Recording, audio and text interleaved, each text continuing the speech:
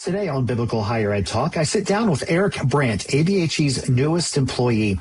Eric is an experienced leader in biblical higher education and brings with him a skill set that will effectively advance our newest initiative, ABHE's Leadership Academy.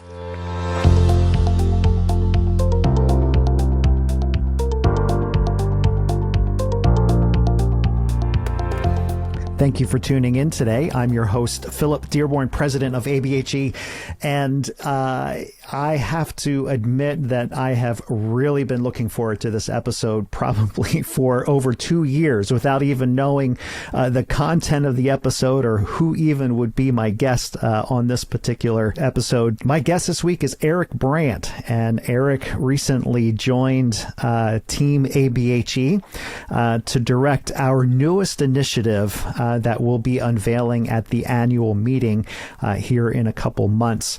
That initiative is ABHE's Leadership Academy. And so I've invited Eric in to give us a bit of a sneak peek at what he's been working on. He just joined us back in December, so it's not like he's been on board very long, but he's been caught up to speed and is already doing work in developing this Leadership Academy. Really resources for leaders, for faculty members at ABHE institutions.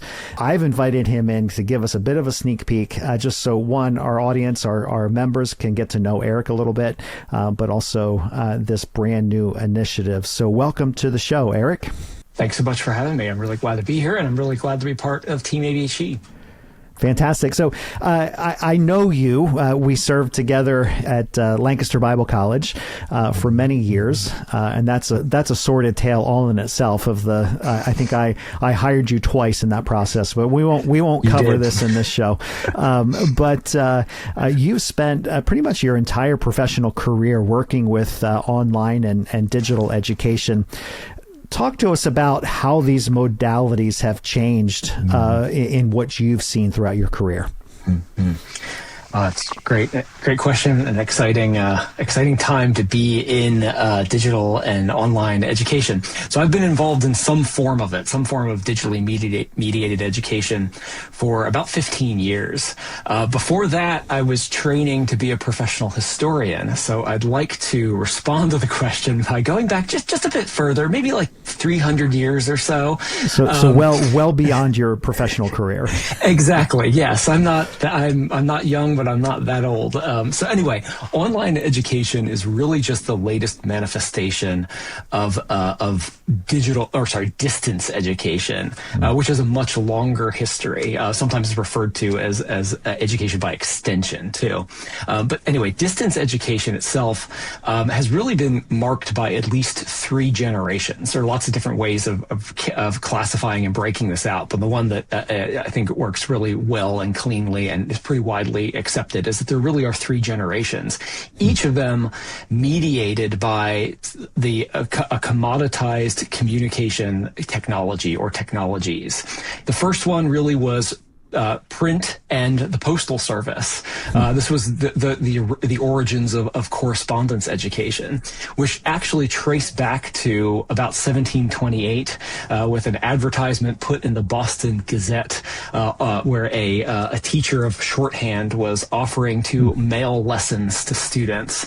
But it took another 100 years or so for it really to take off with improved postal service in the U.S., in Europe, in the U.K. As well.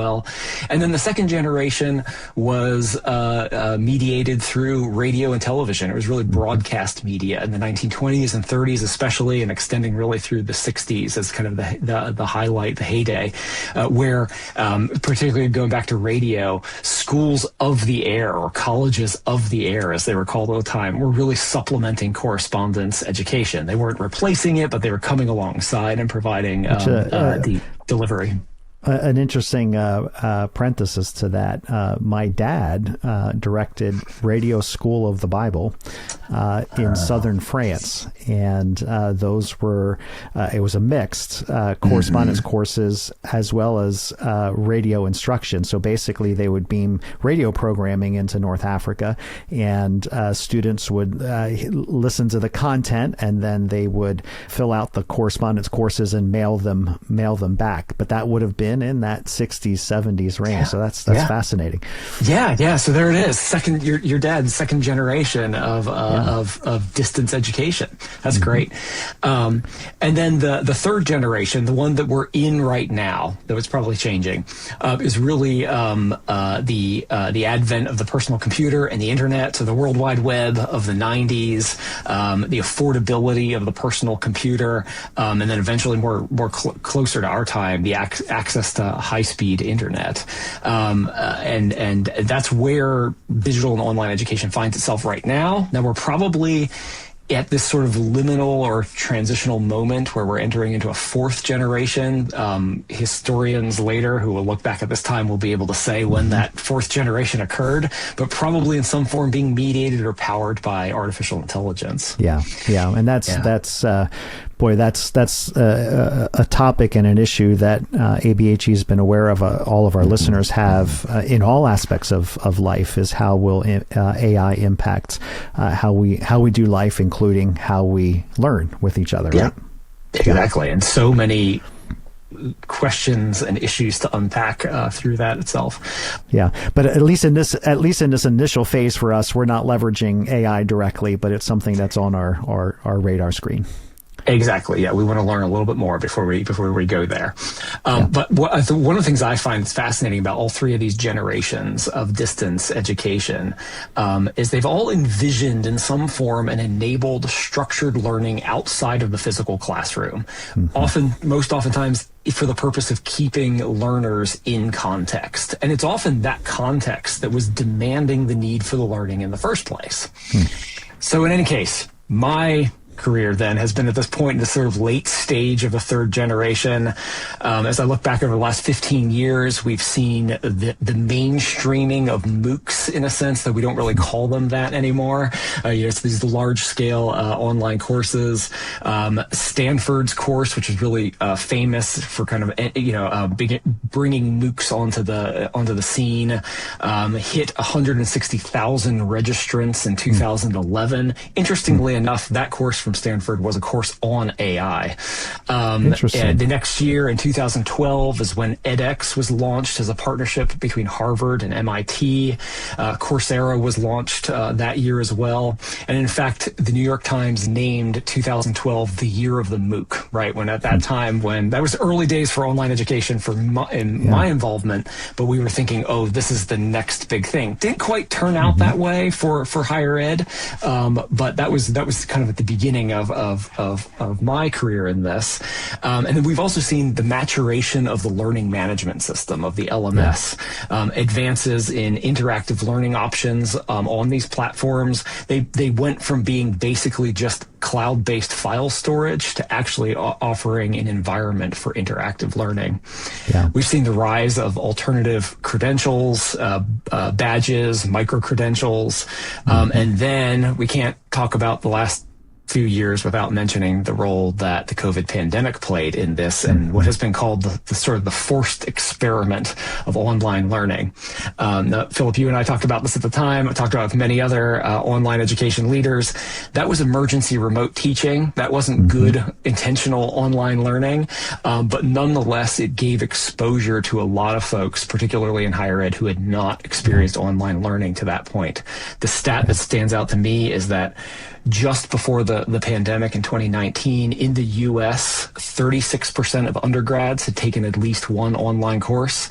During the pandemic, that went up to 75%. Wow. And it has stayed above 50% since then. Interesting. So there's been a repositioning in the market for it. So our listeners are probably wondering now, why are we even talking about digital learning or online learning? And so connect it to what I said in the introduction, and that's the ABHE is kind of entering a different phase with how we approach our leadership development process. So before we jump into that, talk to me. You've just left an institution. So we've been in the business of leadership development, professional development, we being ABHE, for over a decade, probably 15, 20 years in earnest through our leadership development conferences.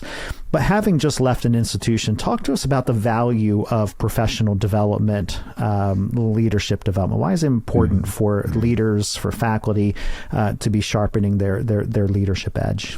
Learning is necessary. It's essential. And we believe that ongoing learning is essential for excellence, continuous improvement of ourselves, our people, our institutions. The nature and the speed, though, of change across higher ed these days, I think really requires a more agile approach to increasing competence and proficiency. So leadership development, professional development, is necessary to make us effective and keep us effective, help us as ABHE institutions and more broadly higher ed just generally to continue to deliver on its promise to its students. It is a resource challenge for ABHE institutions to do this in-house, right? So like, as you were mentioning, Philip, for many years, this has been a significant focus of ABHE's attention and resourcing. Because the people at our ABHE institutions, they're doing the work, right? They are, they have very little capacity to continue to learn the work while they're doing it, even though that's necessary as well. An additional challenge that's posed to resourcing within institutions is not only learning ourselves while we're doing the work, but also helping those that we lead, developing effective development programs for others within our institutions is a real challenge. One of the key challenges that we face is really around faculty development, right? That we have the challenges across all over the org chart, but the faculty development piece here is so key for this reason, right? The saying goes that the faculty are the curriculum. Yes, we have our institutional learning goals and we have our curriculum design, but the effectiveness of all of that, of what we're looking to do as institutions, is contingent on the faculty themselves. The curriculum is the primary way that an institution operationalizes its mission. So I would say a capable and continuously improving faculty is absolutely essential for institutions. So the professional development that faculty undergo is so key. And we've heard from our institutions, I experienced this myself at being at one of these institutions, that many faculty enter our schools with some gaps. People always enter new work, with gaps, but the particular ones that faculty face within the ABHE community and within Christian higher ed more generally, is either a gap in biblical knowledge or the integration of that biblical knowledge to their discipline, or it's in pedagogy or teaching practice, or it's both, right? And so I think there is a need that ABHE wants to help with in addressing how institutions can provide faculty development and professional development more generally. Yeah, and love everything that you've said, and that's such a good reflection of what our approach is. And Dave Metters, who's been on our team, has done a phenomenal job of putting together leadership development conferences. And if you just think about it from a budgetary perspective, thanks to the sponsors that we have for all of our events, we keep the cost down, but there's still a cost involved in coming to a conference. And I don't think nothing ever beats a face-to-face engagement, and we are going to continue to do our face-to-face conferences. I think it's such a critical role for relationship building. But as we're approaching this Leadership Academy, we're saying, how do we supplement that, and also provide a broader access of professional development, of leadership development beyond just the C-suite and the board governance, which is what we've historically done. How do we reach the faculty? And I think the last time we counted up the faculty at all ABHE institutions, and because we've grown as an association, adding some pretty significant institutions over this past year, I'm sure the number's even higher, but it was just shy of 7,000 faculty members at all our ABHE institutions. Well, how in the world are we ever going to do professional development, leadership development for 7,000 individuals? I'd love it if we could bring all 7,000 to multiple conferences throughout the year, but there's just no way that we can do that. So we've got to leverage a different way. And that's kind of been the centerpiece of putting together this Leadership Academy. And it's been the core of our capital campaign. And over the last year, once we made public our capital campaign, we're just wrapping up our first year of $3 million.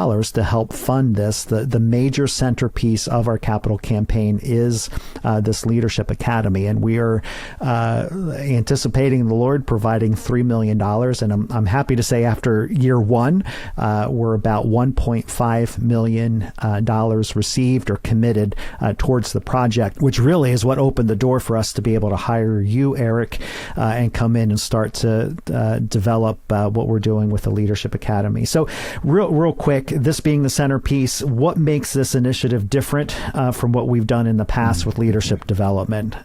Yeah.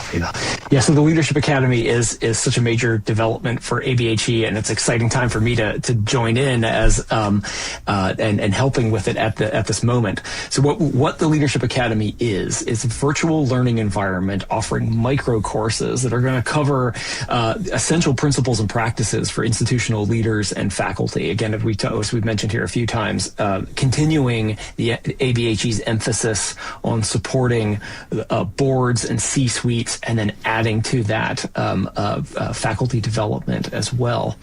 Again, we're not looking to replace or in any way diminish the live in-person and hybrid leadership development conferences that have been a kind of a backbone of ABHE services, but we're looking to come alongside that or supplement that through the Leadership Academy by providing access to on-demand learning resources as well. So each one of these micro courses, just to give you a sense of this, has original video by an expert either from an ABHE institution or one of our trusted partners. It has review and reflection exercises to really solidify learning rather than just being video, where you can kind of go into real passive mode and binge watch. I mean, they're exciting topics, right? So I could see somebody going through and kind of binging on any of the many topics that we're offering, but we're looking to enhance that experience by actually encouraging reflection and knowledge check, quizzing, for instance, to make sure you're learning, right? And then also to provide additional resources for further exploration on a module by module basis within these courses. So that's in essence what a course looks like. The great thing about being an on-demand learning resource is that this is individual learning, so you learn at your own pace on your schedule, right? So you can complete a full course, which could be anything from a 5 to 10 hour commitment, depending on the depth of engagement that you want to have within a course, or you can just dive into individual modules that address specific needs that you're facing at the moment. This extends access to those who are prevented or limited in their ability to attend conferences, as you were just mentioning earlier, Philip. And for those who are able to participate in both, right, occasionally come to some leadership development conferences and also take courses, these micro courses will offer opportunities to go deeper on many of the same topics and themes that we address in our leadership development conferences. And so, yeah, we're really looking forward to opening all this, launching with our initial set of courses of the Leadership Academy at the annual meeting in February. Yeah. So some of the groups that we've provided education for, so we've done, thanks to the Murdoch Charitable Trust, we've led several institutions. I think the number's up to 70 institutions through our board governance training, which really provided some great face-to-face engagement, some learning opportunities, and working with presidents and their boards.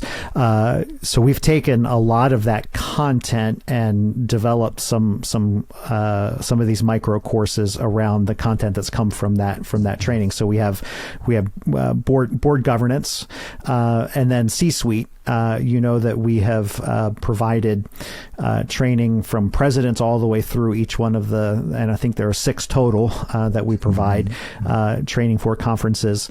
So there are courses that are going to be developed out for those. And then, as we've been talking about for the first time, faculty, and those who know me and have heard me in different contexts, kind of selling the vision for what this is. We make 2 perhaps wrong assumptions when we hire faculty, and that's that they know how to teach and that they know how to biblically integrate content into their classroom.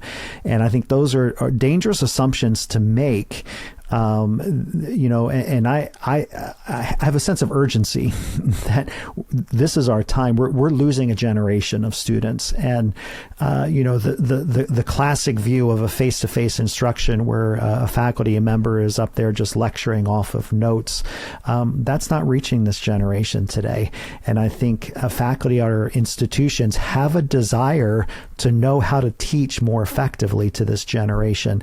However, a lot of the resources that are out there are either so ideologically, theologically, we need those kinds of resources, but they're so driven that way that we have an entire generation of faculty members who are like, I need help in how do I engage the learner?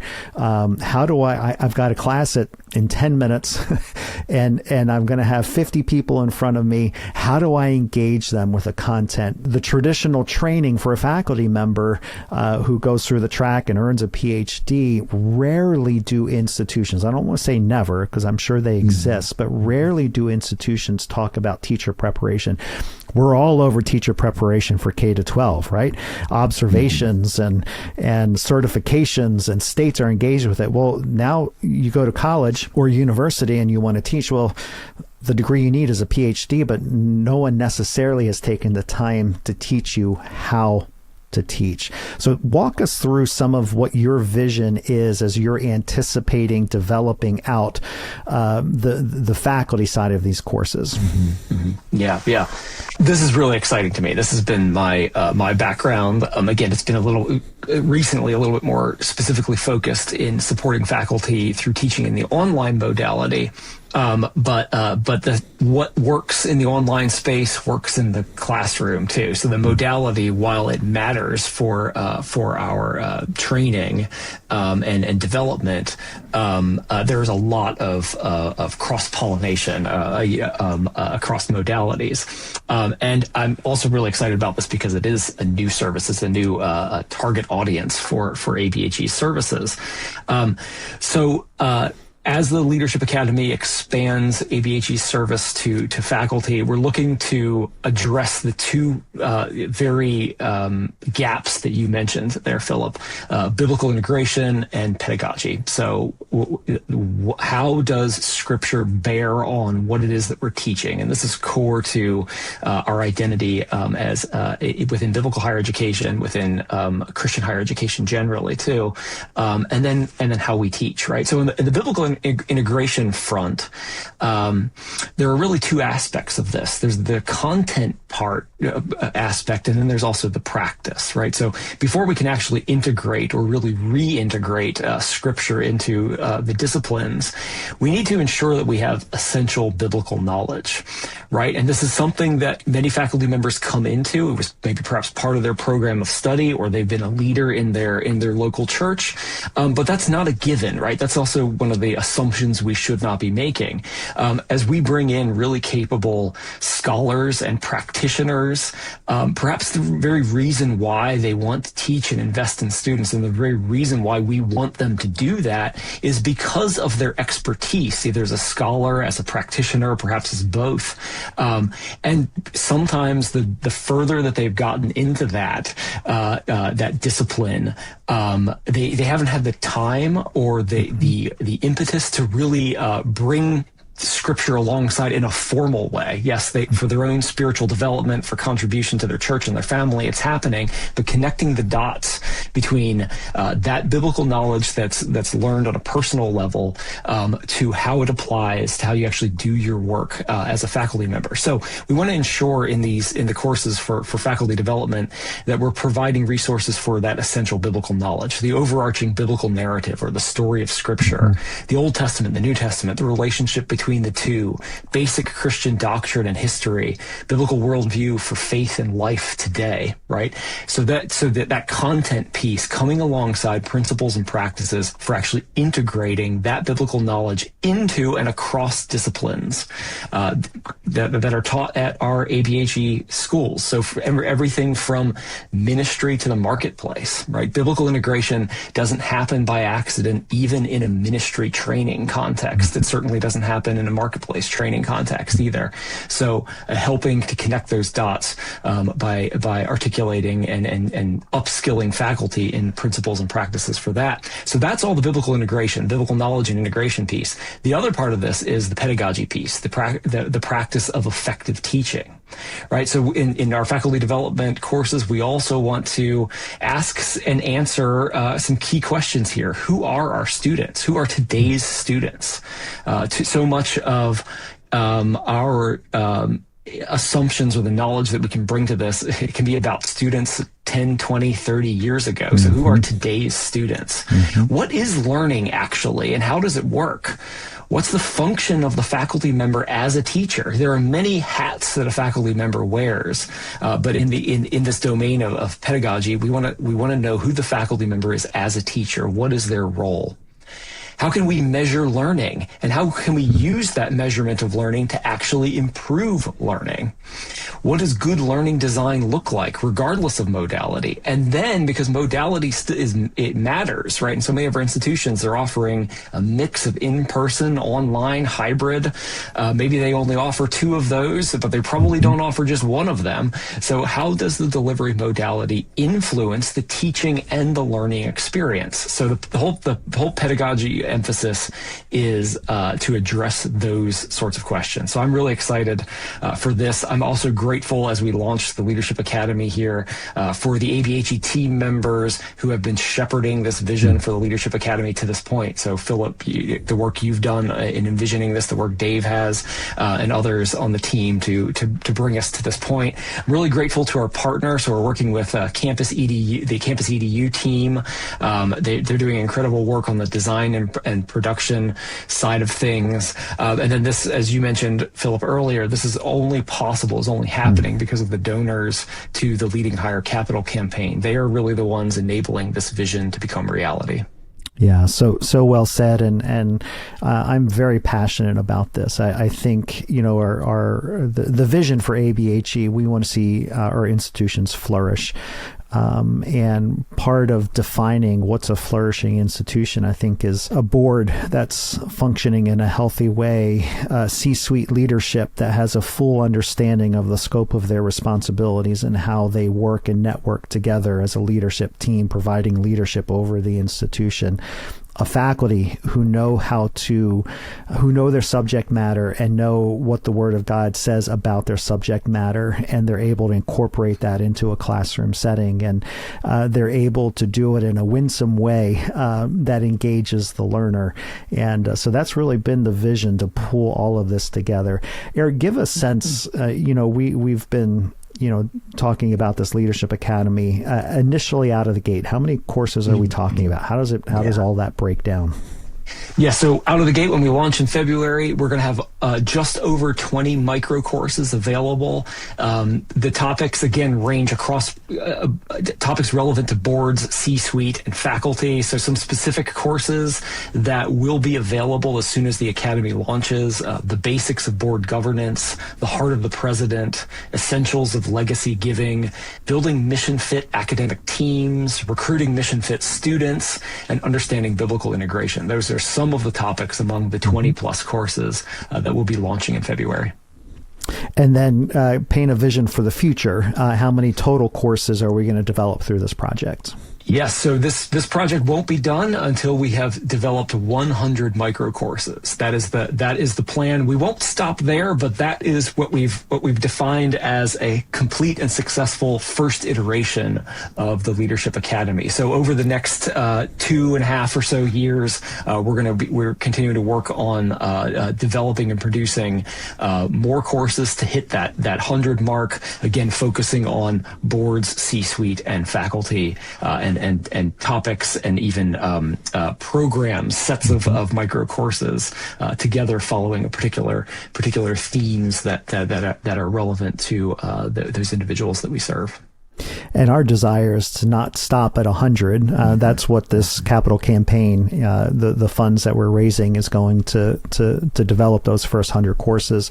But our desire is to make this a very agile platform that we're adding additional courses in subject matters as they come up, especially as we get into the whole AI area. I'm sure we'll develop some courses around that. But the idea is that this becomes a significant resource for ABHE institutions, for faculty members, for C-suite leaders, for boards, that they know where to go to get the most current understanding of whatever it is that they need from a professional development or leadership development perspective. I would just add to that, in addition to growing beyond 100, we want to make sure that the courses that we are offering remain current and relevant to our constituents. So we're trying to be intentional and careful about this, aiming for those kind of evergreen subjects as much as we can, but also recognizing that lots of these topics are going to be very timely for a particular moment, and we need to keep the content fresh. So that the platform continues to be relevant to our institutions. Yeah, and one of the things that you're going to be mindful of is working with Dave Metters, who's still taking leadership over the face-to-face conferences, and then over time to really develop synergy between what we're doing in the conferences and the content online, so that we may have a conference that hits a particular subject matter, but then participants will be encouraged, hey, if you want to go deeper in this particular subject, here are the courses in the Leadership Academy that you can access that will take that particular subject matter a little bit deeper. So just building synergies and consistencies between what we're doing face to face, but then also what we're making available online. Yeah, exactly. Our desire is to not make our leadership development conferences and the Leadership Academy essential in working together, but that they pair well. And those who are able to take advantage of both of these outlets will really get the fullest experience of what ABHE has to offer in terms of leadership and professional development. And the best part that we saved here right at the end is we believe in this so much that we're providing access to the Leadership Academy at no cost to our member institutions. You have to be an ABHE member in order to participate in this. Institutions are members, not individuals. But if you're teaching or leading at an ABHE institute, we wanted to remove as many barriers to access, and one of those is cost. So the Leadership Academy is provided as a member benefit to ABHE, and we're praying that God blesses that. We're talking with Campus EDU, if you're listening to this and curious about it, about making this available through other venues that would be on a cost basis. But for ABHE institutions, this is provided as a member benefit, thanks to the generosity of so many people who have stepped up and will give to this project. Eric, this has been a great conversation. We have 2 minutes left. So in those last 2 minutes, what's a leadership nugget that you'd like to leave with our audience? So as busy leaders facing time and budget constraints, I think it can be really easy to see our own professional development and even that of those that we lead as a luxury or something that's just nice to have. We'll fit it in when we can, and too often it just doesn't happen, in that case. But as we've been saying throughout this conversation, expanding our knowledge, enhancing our skill, it's essential. It's a must-have, right? So one of the ways that we steward our expertise and our effectiveness is keeping it sharp. So my advice is to guard your development as a top priority, and that for your teams. So for yourself, block out regular times on your calendar. Treat it like a meeting, right? You wouldn't miss a meeting with a key stakeholder in some area, so don't miss this time to develop yourself too. And expect the same thing of your teams and hold them accountable to that. I'd say a special piece of advice to senior leaders is that many of the people you lead are really heads down, task-oriented types who keep your institution operating on a daily basis. For them, setting aside time and energy to do professional development, leadership development, it's among many other competing priorities for them. So it can really feel unrealistic. So I would encourage you, lead by example. Create those spaces, engage with your teams to ask and answer the question, what might you need to stop doing to create space for this essential exercise? And then on the other side of setting that expectation, communicate those clearly, and then hold your teams accountable. Celebrate learning as an organization. Cultivate an institutional culture of learning for everyone, not just students. So Eric, first of all, thank you for joining Team ABHE, applying your gifts, your talents, your abilities, your experiences to growing out the Leadership Academy. Mm-hmm. Thank you so much. I'm so excited for this opportunity, grateful to be part of this team, and looking forward to how this new service can come alongside the rich heritage of ABHE and how it serves our member institutions. You bet.